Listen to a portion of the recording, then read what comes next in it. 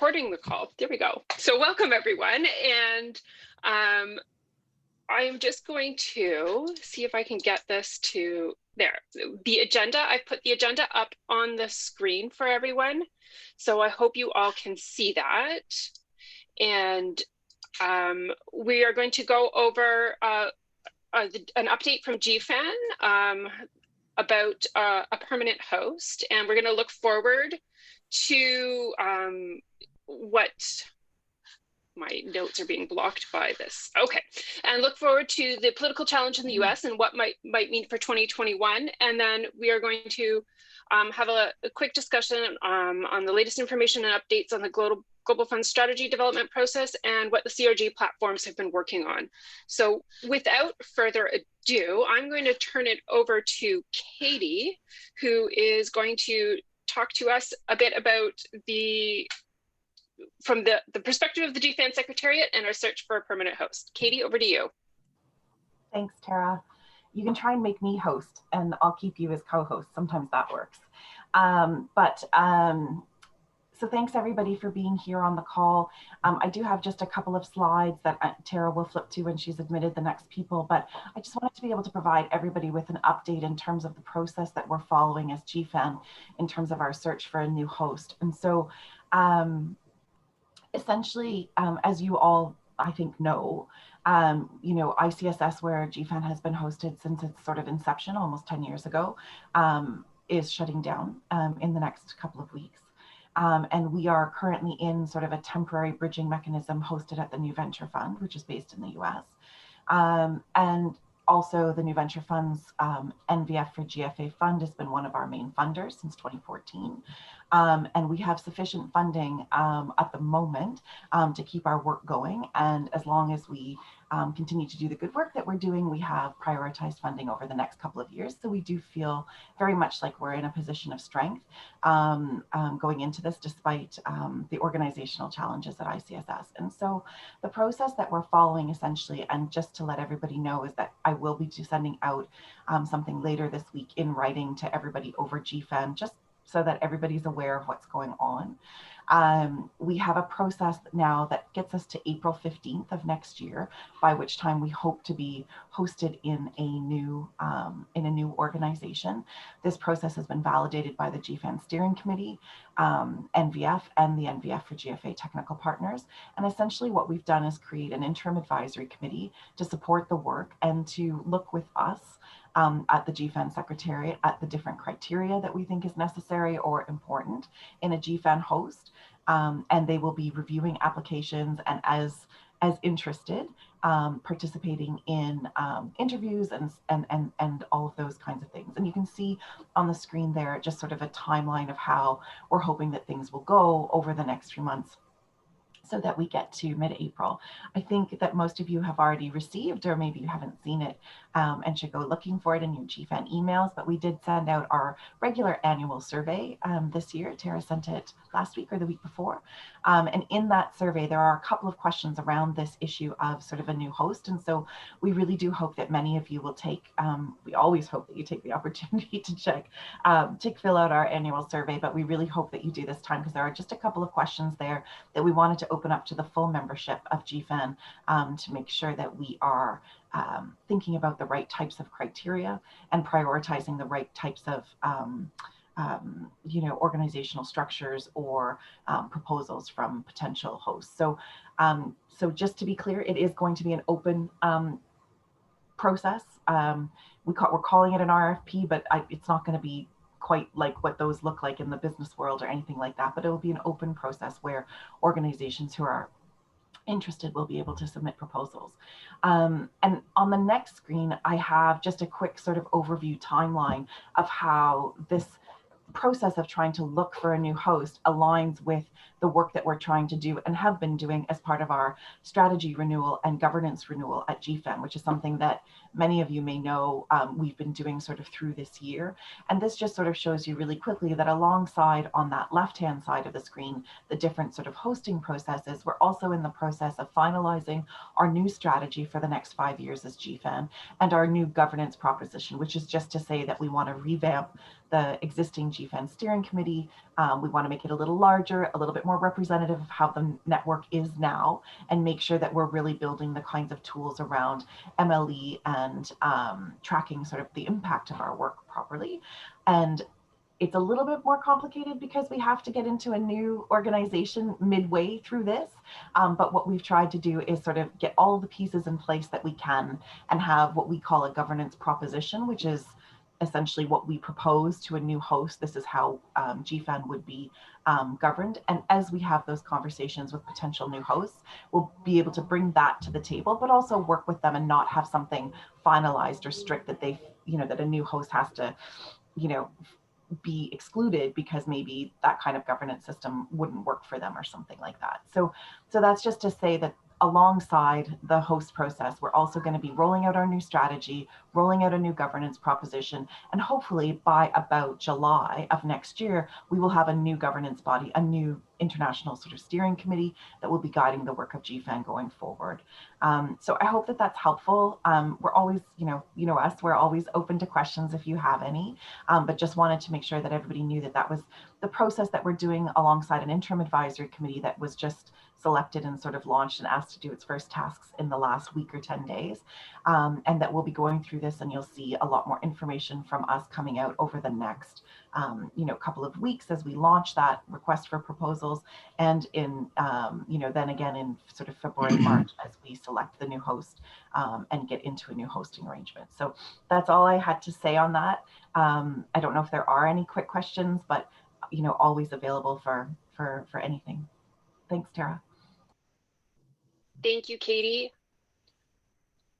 Does anyone have any questions for Katie about the process or any of essentially about the process of finding a new host, or any other particular questions related to Gfan that you might be burning to ask? If you do have a question, please use the hand raise function or pop a message into the chat, please. I am not seeing anyone raising their hands. Sorry, my chat function is on the hand raise is on my other screen, so I'm having trouble looking at both things at once. So I don't see any questions. So if anyone does, we can always circle back to it later if you've come up with a question later on. But what we will do is, Mark, if you're ready, I am. We can throw it over to you to kind of give us an update on the US perspective. Thank you very much. And I'm Chief Policy Officer at Friends US. And I want to give you a picture of the political situation here, how it affects the Global Fund's prospects, and some timelines in the US political system. So the election of a Biden administration, however murky the current president has tried to make it, is very promising and extraordinarily helpful to the work of the Global Fund on behalf of civil society and those who are in need on AIDS, tuberculosis, and malaria rocked by COVID-19. Now, for advocates in civil society, they'll be able to engage the executive branch, not have a dysfunctional system of talking to the executive branch. And I think we'll return to a situation in which our executive branch, in a normal annual process, will share the president's budget proposal with the Congress, and it be favorable to the Global Fund. I think you should expect that the funding level will be solid. It will continue the amount the United States pledged at Lyon, and there will not be any troubling references in the president's budget as there were in the Trump era of trying to move towards a smaller share from the United States of the budget. Those efforts by the Trump administration were not an enormous danger, but it required civil society to make sure that Congress went on record that it intended for 33% very firmly. I think it also will be very promising, or at least immensely helpful for emergency supplemental funding, so that as we look for extra money of large scale for the COVID-19 response mechanism, the possibilities are much more substantial in an incoming administration that is very focused on global health and pandemics because of the political and international health situation. And I think this allows us to work early with the executive branch on a strong pledge for the seventh replenishment. But I do want to say in my overall assessment here for you that it doesn't mean a completely revolutionized situation. The US political system is still somewhat deadlocked. The congressional elections did not yield more progressive, more pro international assistance composition. The House of Representatives actually has fewer Democrats behind Speaker Pelosi. The Senate did not flip to be of this a majority of the same party as the incoming president. We will see the results of a runoff election in Georgia, but you will either have the more likely outcome, a Republican majority in the Senate with a very, very slim majority, or a lesser chance, a Democratic majority of a very slim majority. There will be limits on the Biden administration of deficits and budgetary constraint in the political situation. The Republican Party, and I say this entirely objectively without invective, the Republican Party will exhibit hypocrisy, and it will suddenly, under a Democratic administration, start to talk about the need to deal with the budget deficit in the United States. And where it did not put pressure on the Biden administration, it will put pressure, when it did not put pressure on the Trump administration in the past, Republicans in the Congress will start saying, we can't have deficits, we need to control spending, we need to control foreign assistance, which of course cannot, any limitation on foreign assistance is not going to change the overall budgetary situation in the United States. There also will be forces in the administration which will, think of global health security and not situate the Global Fund into that picture. And then there are some who will, want to move to a much more holistic approach, less focused on single disease work. However, we're very hopeful at Friends and among our colleagues in the civil society and health community that in fact, the situation post-COVID is one that's favorable to the Global Fund, and the Global Fund's role can be integrated into a global health security policy of the Biden administration, and that the PEPFAR, President's Malaria Initiative, and Global Fund instruments will be protected and built upon. Because of some of these debates, we formed with input and some assessment from some of our colleagues in civil society, we released a transition report to try and influence the Biden administration. I've just shared a link to it in the chat box. As far as timelines, when a new president comes to power, the president presents a budget to Congress, but that is much slimmer and simpler because they're new, they're coming on board, and so we sometimes call that the skinny budget. We'll probably expect in late February a skinny budget from the Biden administration with contours, less specifics, but it'll probably be much more favorable to the Global Fund. And the process will move forward for a normal appropriations cycle in calendar 2021 for fiscal year 2022. Civil society will need to engage early with the executive branch and with the Congress on replenishment pledge. Yeah, it sounds insanely early to talk about the seventh replenishment, but no, we need to do that. And we expect that there will be a receptive administration. The global health community and civil society knows a lot of the people. They will be responsive for dialogue.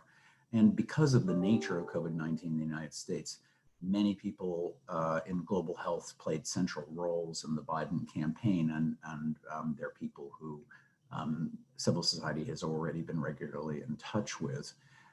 But I would note that with a 2022 replenishment conference, there's likely a reaction that will come from the Biden administration. We have other conferences this year in 2021 we need to focus on. Biden has announced he'd like to have a conference of the democracies. We would like to convene a meeting on climate using former Secretary of State John Kerry as a convener. And I think maybe even an effort of hosting a meeting to restart the Iran nuclear agreement, the so-called JCPOA. So as we try and say, focus on the 2022 replenishment and the United States' role in it, that will be an overall thing for advocates to try and break through. In terms of multilateral meetings and bodies, of course, a Biden administration will be much more oriented towards working within multilateral bodies like the G7, the G20, and the UN. For the G7 meetings hosted by the UK and the G20 meeting hosted by Italy, there will be a pretty forthright effort by a Biden administration to be engaged and to not just come back, but with a sense of humility, try and use those for forging cooperation. So in terms of the United States will not be a weird outlier as it has been even when Trump was hosting meetings in the G7. The G20 is a little bit tricky in US politics in that the United States politics now would not want to empower Russia very much. Part of the narrative was that Trump was too close to Russia. So a body in which Russia and China, very much in the minds of the political system, could slightly slow an engagement with the G20, but I don't think that's likely to get in the way of using it to propel a global health security and global friendly environment. Finally, as for the UN, I think you will see the United States much less ambivalent at UN General Assembly special sessions. If there is any equivalent of the UN General Assembly special session on UHC, the US will not be in an ambivalent position. When the EU hosts donor events related to COVID-19, the United States will be more forcefully present in the Biden administration. And when the WHO convenes, the countries of the world, the United States will be there. Let me reinforce that one of the first acts of the Biden administration will be to reverse the position of the Trump administration and get the United States back to the table in the WHO. You should expect, however, as a consistent element of US politics, a sort of reformist position. The United States is in the WHO, but let's make it better than it has performed in the past. Recalling Biden worked on UN reform as a legislator. And then finally, I say conclusively, the United States would enter COVAX and no longer be distant from it. And that will immensely simplify an awkward situation just at the time that vaccines might be distributed. So that's my overview. I'd welcome questions if anybody had them.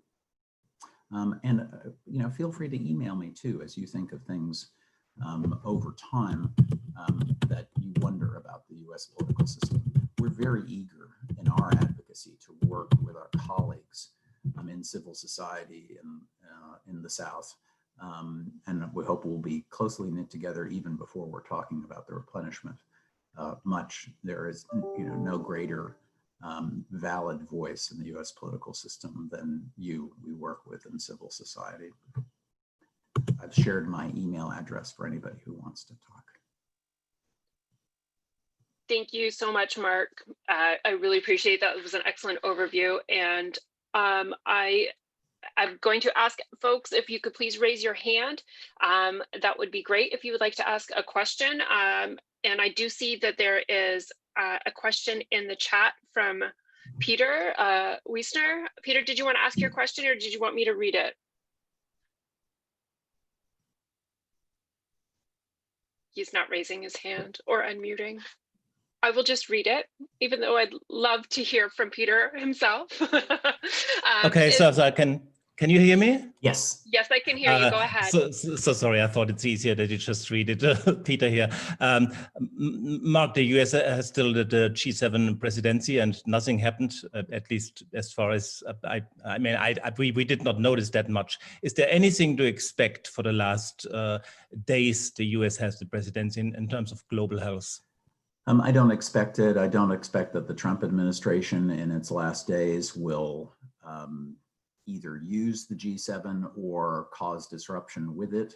But as soon as the Biden administration is on board, US engagement in the G7 will change. I doubt very much that there will be, a higher profile of the United States in the G7 until the Biden administration is fully on board.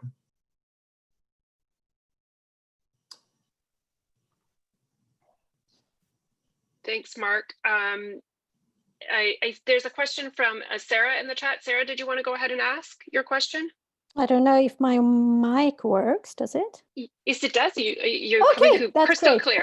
Okay, that's good. So I'm Sara Österlund with IPPF, International Planned Parenthood Sweden. And I was wondering if you could say a few more words on US stand on universal health coverage, or perhaps Biden administration potential stand on universal health coverage.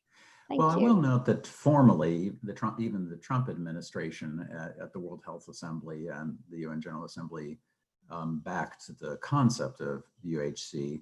I think you'll have a much more enthusiastic view about it. You should expect a senior diplomat who will be separate from the ambassador heading PEPFAR to be the chief of US health diplomacy. And I think you'll hear much more about that. I think not A, because of the ideological views of the Biden administration, but B, because of the context of COVID-19. I think it's understood that serving people across the board in a more integrated fashion makes sense. And so I think you'll see a stronger view. However, there will remain skeptics in the US political system, particularly the Republicans, whose view will be, we have been blocking national health care in the United States, and UHC sounds like it's a similar thing internationally. And so, there'll be some who would ask questions on the right in the political spectrum, but I expect more forthright support. Okay, great. Thanks. That's encouraging. Thank you. Tara, should I just jump ahead and take the COVAX question and then stand down? Go ahead and ask Anne-Marie's question, and answer Anne-Marie's question, and I'll just put out, if anyone else has a question, please raise your hand now, or I'll pop it into the chat. Otherwise, we're just going to wrap up this section and move on to the next. So go ahead, Mark. Anne-Marie Meyer asks whether it's certain that the United States will re-enter COVAX, or that's just our interpretation. I think it has not been fully explicit, but since just in the last 48 hours, the Biden transition has named all of the members, of the health leadership of the administration, for the CDC, for the Department of Health and Human Services. I think you'll see it coming. There were general references to COVAX, but I think you should expect something explicit fairly soon. Maybe not until they take office. Use my email if you have questions. It's up in the chat box. Thanks so much, Mark. I have now lost my screen with, there we go. All right, so now I'm going to turn it over to Gemma from the CRG platforms to discuss what the CRG platforms are working on in relation to the Global Fund strategy development. And Gemma, did you want me to share your slides, or did you want to share them yourself? If I can share them myself, that would be great. Let me just do that. I'm going to stop sharing on my end. I think you should be able to do it now that I've stopped sharing. Yes, thank you. Okay, great. Thanks, everybody. I'm just going to give a very short update on what the 6 CRG regional platforms are doing in terms of engaging civil society and communities ahead of the for the new strategy development for the Global Fund. So for those of you who don't know, these are 6 partners of the Global Fund's Community Rights and Gender Strategic Initiative. They're regional civil society organizations charged with engaging communities in Global Fund related processes. And the CRGSI is financially supporting the 6 platforms to engage communities around the strategy. So just a brief update from each region. Sorry for the dense slides, but I was hoping that these could be a resource later on. So sorry for the words and the links, but I think they'll be helpful later. So starting in Francophone Africa, this platform hosted by RAM in Burkina Faso held a virtual consultation on the 30th of November. They're doing this in partnership with the CSO Institute for Health, HIV and Health in West and Central Africa. So there's some information there around the event, which took place, had about 50 participants. They're going to follow this up with 6 small in-person, socially distanced and safe consultations in the 6 countries listed there: Burkina Faso, Cote d'Ivoire, Gabon, Guinea, Democratic Republic of Congo, and Chad. And I believe the first one is in Burkina Faso later this week on the 10th of December. They're also doing an online consultation, again in partnership with the CSO Institute. There's a link there if you want to participate. And all of this will build on a preliminary survey report, which was done back in August, and I've provided the link there as well. Now moving to Anglophone Africa. The main consultation that this platform led took place last week. It was a 5-day program, very ambitious. So 2 hours each day from Monday to Friday last week. Lots of breakaway sessions divided by constituency. You can see some links there to information about the event and also a slide deck with some preliminary outcomes and recommendations if you want to see some very early consolidation of ideas from those sessions. This also builds on findings from a survey report they did back in August, which had responses from 144 people in 20 countries. Now to Eastern Europe and Central Asia. I've provided a link to a concept note there, which gives some more information on the process being followed there. It's going to be a 4-stage process. So there'll be an online survey, then there will be key informant interviews, some regional focus group discussions, and then a final regional consultation event. And there are some preliminary dates there. These online consultations will also build on findings from a joint input report, which was put together by 10 regional networks, but they in turn reach hundreds of community-based organizations in the region. Okay, the Middle East and North Africa platform. So they are going to do 3 roundtable discussions, and they're going to do it around language, just for ease of facilitation. So there'll be a French consultation, an English consultation, and an Arabic consultation. And then they'll follow up with some additional discussions and working sessions just to kind of finesse the recommendations and produce a final report. I believe the dates for those are still being determined, and we're all trying to get everything done before the month ends. But I'll try and keep this forum updated.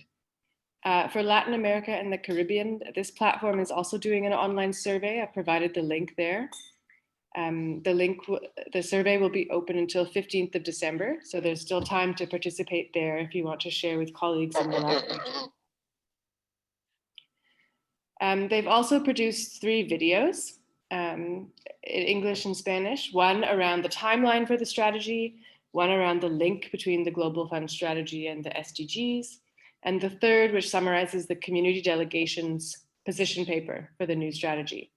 And the delegation has made use of the latter video in their recent consultation, which they did in partnership with GNP Plus and Women for Global Fund, not last week, but the week before. And there's some other links for some other information from the LAC platform, an information note, timelines, how to engage, and some newsletters. So hopefully these resources will be helpful for this group as well. They're also doing online virtual consultations by sub-region. So the one for South America was held on the 26th of November, and I believe the other two have also taken place already for Central America and then the Caribbean. And there will be a summative report coming before the end of the year. Last but not least, Asia Pacific. So as part of their efforts, they've done a Sinhala dubbing of the introduction to the Global Fund video to help people understand, what is it that we're engaging in, what is the opportunity. So that will be particularly helpful for communities in Sri Lanka. They convened 3 thematic engagements over last week and the week before, focusing on civil society and community system strengthening, focusing on universal health coverage, and focusing on mental health of key populations. So they were focusing on policy implications during COVID, but also trying to draw out priorities for the new Global Fund strategy. But the main consultation for Asia Pacific is actually happening tomorrow. I provided a link there to the agenda and the call-in details. So that's opportune. Feel free to engage there tomorrow if you're available. And that's it from me, really.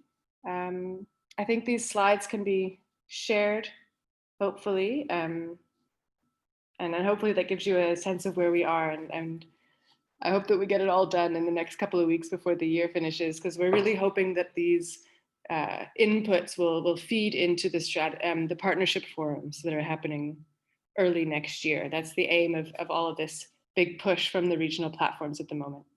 So thanks so much. That's it from me. I'll stop sharing now. Thank you so much, Gemma. I really appreciate that. Does anyone have any questions for Gemma on the presentation? I do encourage you to either pop it into the chat or use the hand raise function if you do. But yes, all of the slides will be shared along with the call recording for anyone that wishes to go back. We also have a strategy development page, and I'm just going to pop the link into the chat where we have kind of the updates from everything, and I'll also put the slideshow from that Gemma just shared up on that page as well. But we're also looking for input into your input into the strategy development is. So we're asking you for information, and I know we've been on every GFAN call been asking you to please input. So again, it's a living document, so we're constantly updating it. So please do add in your items. Jeff, I think you're on the call. Do we have a deadline set for this where we want feedback back, or do we not? I think we do. Hi. No specific deadline as far as I know, because it'll keep being updated regularly in advance of the partnership forums, and then probably continue on through then until it's evident that the strategy committee at the Global Fund and the board itself have stopped all gathering any new input or considering anything else. So I would say that in order to maximize the impact of civil society and communities, that the more we continue to add to this document and other things and continue to give to the Global Fund until they say, stop, we can't take any more, then we should keep doing it. Thanks, Jeff. I appreciate that. Does anyone have any questions on that, or if you need I put the link to the website in the chat, and we will of course be sharing all of the links shared on this call with the call recording, so that you can easily find them if you can't quite get to it immediately. Katie, can I throw it over to you to give us any of the latest information we have on the partnership forums and the civil society pre-meetings? Yeah, and the latest information is that I don't really know much more, and I noticed that we do have one colleague on from the Secretariat, Pauline, and I'm not sure if there's anybody else. I'm just looking through the list really quickly, but the general timelines of it are that the pre-civil society meetings are meant to take place in those last 2 weeks of January, between the 18th and I guess 31st, so that they are all taking place at least 2 to 3 weeks ahead of the partnership forums. And I'm just noting that Pauline has just raised her hand. So I'm actually going to see if she has a better update from that, as she and I haven't connected yet this week on that. So Pauline, did you want to go ahead if you had an update around any of the timings? Sure. Hi, everyone. And no, I just wanted to say that you're right, Katie. There's no, we're still planning to have those 3 civil society pre-meetings, basically between the 18th and the 30th of January, basically, at least 2 weeks before each regional partnership forum. Yeah, we'll have, maybe it's a matter of days, but there are some steering committee discussion at the moment. We'll have, I hope very soon, some update to share with all of you. But yeah, you're right. At the moment today, no concrete update to give on that front. And we hope also to, finalize the list and to have all invitations sent by mid-December. Thanks, Pauline. That's really helpful. And I guess just from our side, we're just waiting to have that information so that we can then sort of plan out as Gfan how we best sort of fit into those sort of conversations, because there will be the pre-meetings for civil society and communities, but they're not like open access, is my understanding. Like people, sorry for the background noise, it's been quite a morning in our house.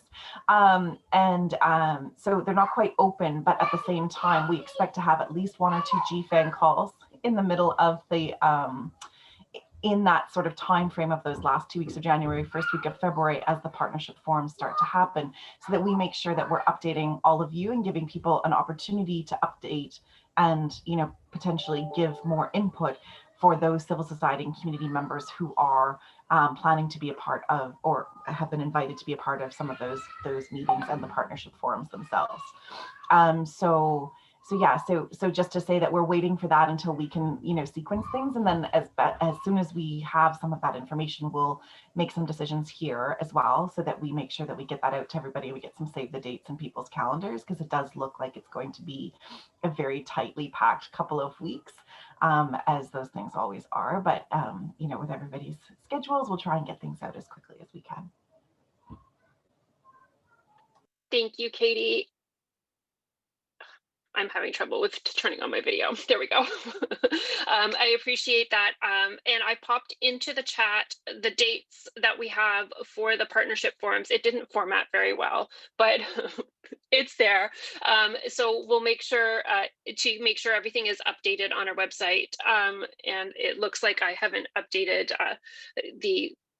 a little bit on the website, so I will fix that up. But for the most part, we're fairly up to date with the information that we have available right now. And as soon as we have more details, I will update it on the website, on that page that I've shared on the chat, and we will also make sure that it's sent around, or I'm sure Pauline will make sure it's sent around to Gfan as well.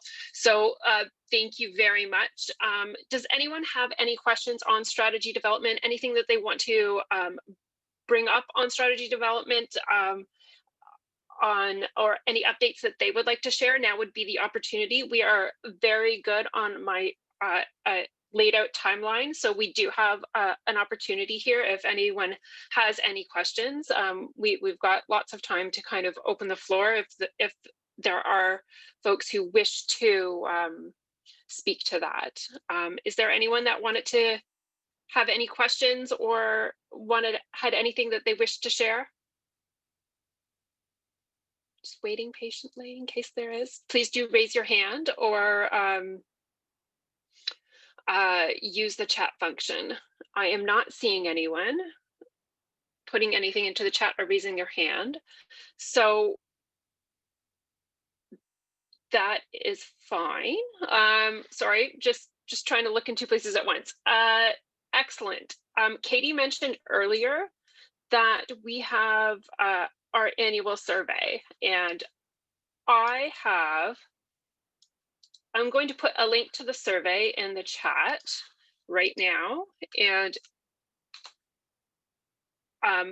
I'll let it sit there, and I'm going to encourage all of you to please click on it and fill it out. It is 8:42 or on my time, so it's about 20 minutes to the hour, and we're kind of reaching the end of our agenda at the moment. So there is time that you would normally be sitting on this call that you can take to fill out the GFAN's annual survey. Oh, look at that. This may have been a little evil on my part, but if all of you fill out this survey, I would be eternally grateful, because it's up to me to harass people into filling this out.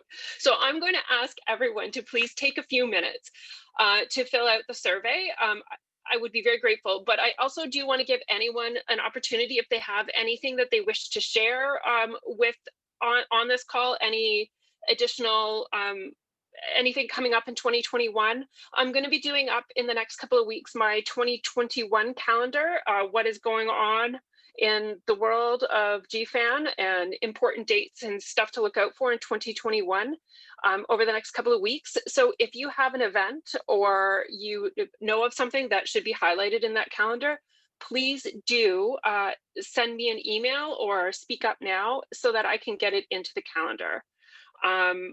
So I am kind of looking out here for anyone if they have any questions or anything that they wish to share. Oh, Katie does. I see Katie's hand. So Katie can go ahead.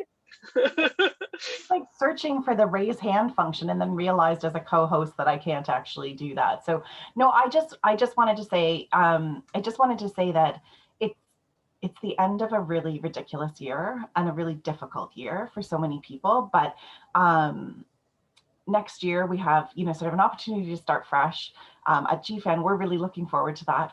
But also just to say, I just wanted to say that next year is actually the 10th anniversary of GFAN. And many of you have actually been around since the very beginning of GFAN. Some of you have come in, as recently as 6 months ago or 8 months ago into this work. And I just wanted to say that we'll be looking for opportunities, whether they're virtual or whether they're in person or some combination of those things, to make sure that we're taking a moment to pause next year and celebrate the work of this network and the work of all of you as members in terms of what we do, in terms of advocating for the Global Fund. And so I just wanted to end my comments today on that, is that, it's been a ridiculous year. It's been a very difficult year. It's had its challenges, but we are able to look forward to next year, and regardless of what happens in terms of whether we're able to get together in person, which I think many of us sincerely hope that will start to happen again.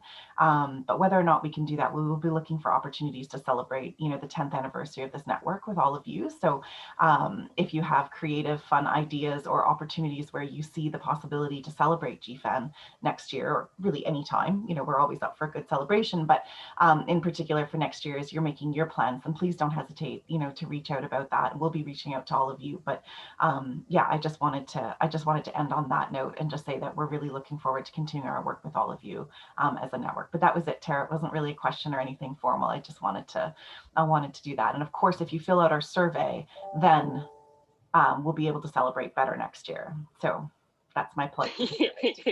Thanks. Yes, thank you, Katie. Yes, filling out the survey actually is an excellent way to help give us a guide for how we shape 2021 and the work that we do. So we can help better serve you if you let us know what you need and what works best for you. Mark, I see your question there. Given the COVID-19 safety considerations and the timetable to move to a new host, what do you expect for an annual meeting moving toward the 7th replenishment? I don't know if Katie wants to jump in on that, but at this point, we're still thinking about it, and we are looking to have a discussion with our steering committee. I always use the wrong word for that, steering committee, and so we hope to have some sort of answer to that question in hopefully early 2021. It's tough. It's basically all I can say. I don't know, Katie, you want to add anything else? Yeah, no, it's a good question, Mark. And sorry, I meant to say that as well, but just to say that it won't happen in Q1, which is when, like in January to March, which is when we have traditionally held our GFAN meetings. We will be looking to set the date though in the next couple of months so that we know by the end of February-ish like when we're planning to do it, we'll be making a decision in terms of, you know, what combination of virtual and possibly face-to-face that it might be. But at this stage, what we've been thinking about is if it becomes obvious that a primarily face-to-face meeting is possible, that's the best venue for the kinds of conversations that we tend to have at those meetings. And while we would probably have to make it virtually accessible as well to ensure that folks can join from around the world where you know, different travel restrictions and different potential vaccination regime or, you know, schedules are, I suspect that if we think we can have an early September 2021 meeting for the Gfan membership with primarily in person, that's what we will work towards. But we will look to be confirming that in the first couple of months of next year so we can get a save the date into everybody's calendars, regardless of how we have to go about doing that. Thanks, Katie. And I just want to draw everyone's eye to the chat. Again, Peter posted a link to a conference on HIV and human rights in Eastern Europe that's happening on December 14th. So please go, the link is there for more information on the conference. And so I don't see any other hands raised or chats. Oh, I just almost misspoke. Just curious in regards to the PCB of UNAIDS next week, any of your organizations participating? Is anyone participating? I don't think, I know that as Gfan, we're not, there is now a conversation in the chat. Peter is participating. I'm just not going to read out the chat in live. That would just be really odd. Okay, so if anyone wants to answer Soren, that's in the chat. And I just wanted to just kind of end this call again, wishing everyone who's celebrating a good holiday season. I know it's a little early, but this is the last Gfan call of the of 2020, and so we are. I just also wanted to let you know that Gfan will effectively be closed between Christmas and New Year's, and so we will have we'll have a good solid week of quiet for the Gfan team because it's been a long year. So we're looking forward to that, I think. And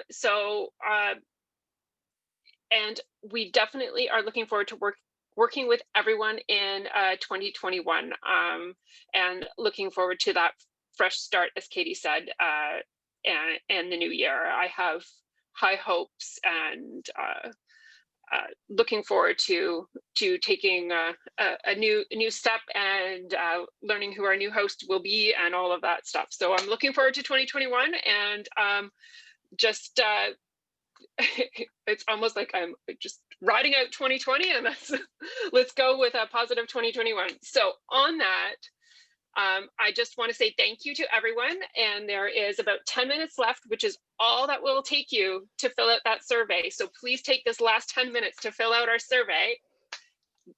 Thank you so much. And I'm sure we'll speak again online before the new year, but if not, Happy New Year, and take care, everyone. Thank you, Tara. Bye-bye. Everyone. Bye. Thank you. Bye-bye.